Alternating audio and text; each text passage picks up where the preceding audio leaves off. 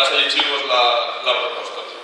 El subministrament d'aigua potable en condicions acceptables per al consum humà és responsabilitat de les administracions que presten el servei. Des de fa molts anys, la qualitat de l'aigua potable en nombrosos pobles de la Ribera del Xúquer no és l'apropiada. El nivell de nitrats en l'aigua que s'extrau dels pous supera amplament els valors recomanats per l'Organització Mundial de la Salut, que és de 50 mg per litre. No és apta per al seu consum per infants i dones embarassades.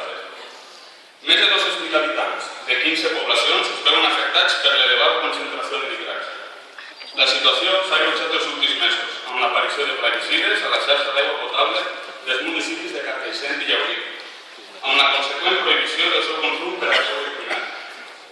La solució a aquests problemes és coneguda i clara: l'abastiment d'aquestes poblacions amb aigua del riu Xúquer, amb la construcció de la planta potabilitzadora de la Garrofera, que garantiria a un gran nombre de ciutadans el consum d'una aigua de boca de qualitat. Aquesta actuació és una vella promesa de la Generalitat Valenciana, que després de tants anys encara no s'ha finalitzat i que acumula endarreriments.